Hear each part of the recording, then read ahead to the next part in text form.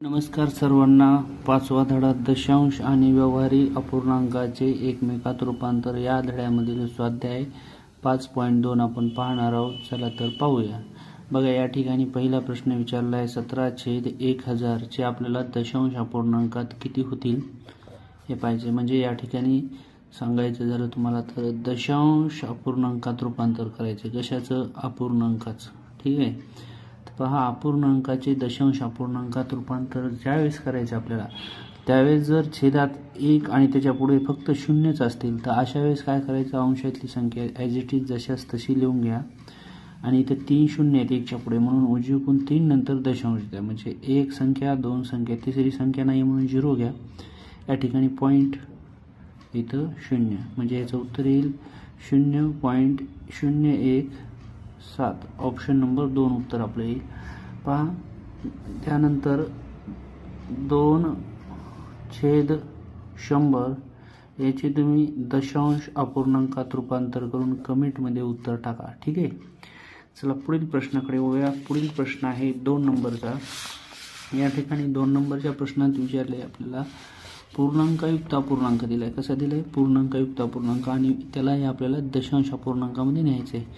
तर पहा, आता याला आपण 1 हा पूर्ण आहे म्हणजे पूर्ण आहे. या ठिकाणी पॉईंट देऊन 1च्या पुढे आपण किती शून्य घेऊ शकतो. आता पहा, 1 तर सर्वच ऑप्शनमध्ये 1 आहे. आता आपल्याला 5/8 याचं फक्त पॉईंटमध्ये रूपांतर करायचं आहे. 8च्या पाड्यात 5 आहेत का? नाहीत. 0 पॉईंट घेऊया. इथं आला 0. 8 1 8, 8 सख 48, उरले किती? 2 उरतील. इथं 0 आला. 8 2 16, उरतील 4, परत एक 0 घेतला. 8 पंचे 40. पहा, हे जे 5/8 आहे याचं रूपांतर जर पॉईंटमध्ये केलं आपण दशांशात तर 0.625 असं होईल. आता हे 1 मध्ये ह्या मिळवायची, म्हणजे 0.625 यांची जर ॲडिशन केली आपण तर बघा, या ठिकाणी 4 नंबरचं ऑप्शन उत्तर येईल आपलं. पहा, या ठिकाणी आपण अशाही पद्धतीने याचं उत्तर काढू शकतो. कसं? त्याला अगोदर अपूर्णांकात न्यायचं पूर्ण, म्हणजे 8 1 8, 8 आणि 5 13/8, आणि परत ह्याला आपण 8 1 8, 8 1 8, उरतील या ठिकाणी 5, भाग जात नाही म्हणून पॉईंट, इथं आला 0.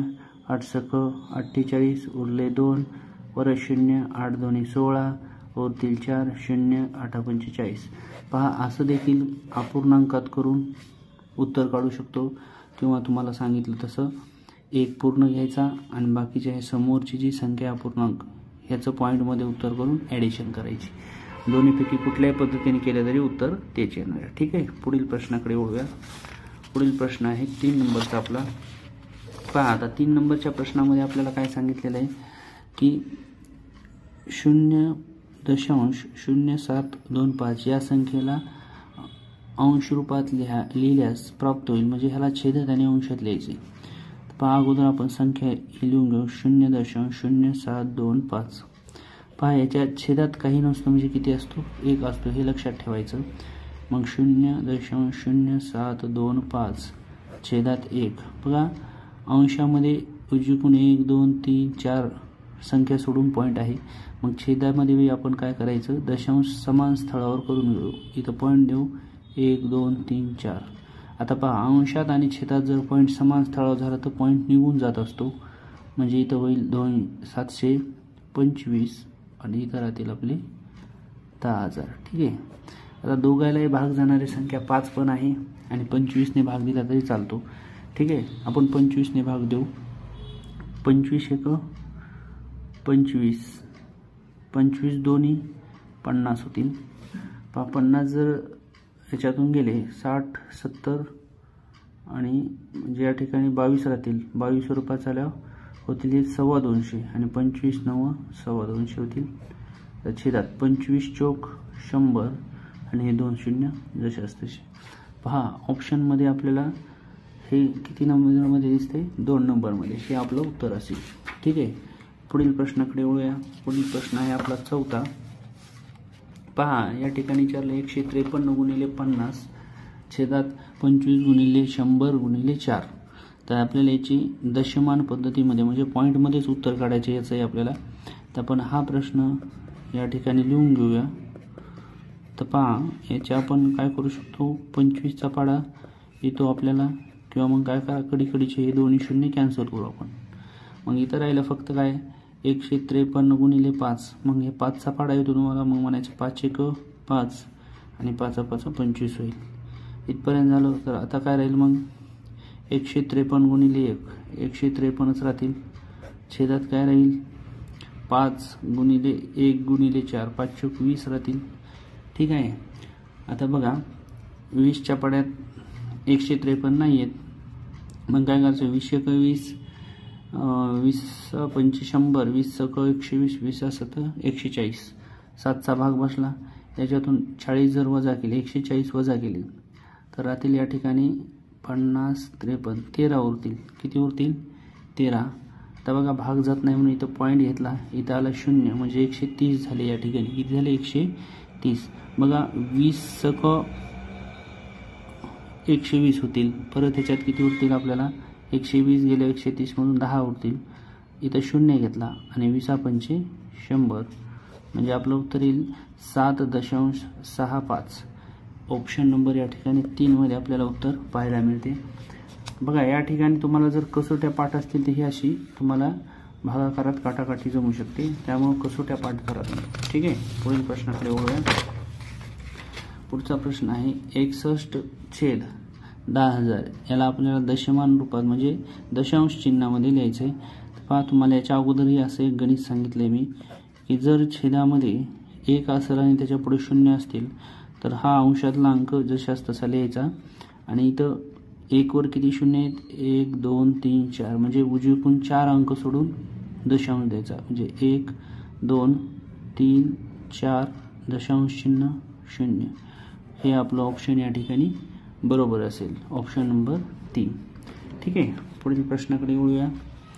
पहा प्रश्न आहे 0.07 छेद 0.7 अधिक 0.7 छेद 0.07 चे उत्तर आपल्याला काढायचे. पहा असाच प्रश्न आपण स्वाध्याय 4.1 मध्ये पाहिलेला आहे. पहा फक्त किमती बदलल्यात. कसा प्रश्न होता तो प्रश्न होता 0.4 छेदा 0.04 अधिक 0.04 छेद 0.4 असा प्रश्न होता आणि हे आपण 4.1 मध्ये पाहिलेला आहे. ठीक आहे. तर तरी तुम्हाला हा प्रश्न एकदा सांगतो परत. पहा आता जर याला सोडवायचं असेल तर आपल्याला हे दशांश समान स्थळावर करावं लागतील. म्हणजे बघा 0.07 बघा अंशामध्ये उजवीकडून 2 नंतर दशांश आहे. तर छेदामध्ये पण काय करायचं आपण आता 1 नंतर आहे तर इथे एक 0 वाढू म्हणजे झाला 2 2 नंतर. ठीक आहे. अधिकला अधिक देऊन टाकू 0.7 छेद 0.07. आता बघा इथे छेदात उजवीकडून 2 संख्या सोडून दशांश आहे, इथे 1 आहे म्हणजे इथे एक 0 वाढू. ठीक आहे. आता दशांश थोडं समान झाल्यावर दशांश निघून जातो म्हणजे इथं फक्त राहील 7, इथं राहतील 70 प्लस इथं राहील फक्त 70 आणि छेदात राहतील 7. ठीक आहे. तर पहा असंही करू शकतो आपण छेद समान करून किंवा मग 7 1 7 7 10 70 म्हणजे 1/10 राहिले. इथं अधिकला अधिक इथं करू शकतो 7 1 7 7 10 70 म्हणजे इथं राहिलं फक्त 10. आणि ह्या दोघांची जर आपल्याला बेरीज करायची असेल त्याच्या छेदात 1 आहे मग छेद समान करावं लागेल. आपल्याला काय करावं लागेल छेद समान. मग याचा 10 आहे ह्याचाही आपल्याला छेद 10 आणायचा आहे. याला 10 ने गुणावं लागेल अंशालाही 10 ने गुणावं लागेल. पहा 1/10 अधिक 100/10 छेद समान झाल्याच्या नंतर काय करणार आपण एकदाच लिहिणार आणि अंशाची बेरीज करणार. 101/10 हे आपलं ऑप्शन 1 मध्ये उत्तर आपल्याला पाहायला मिळते. बघा कधी कधी ऑप्शनमध्ये तुम्हाला पॉईंटमध्ये दशांशामध्ये उत्तर असू शकते.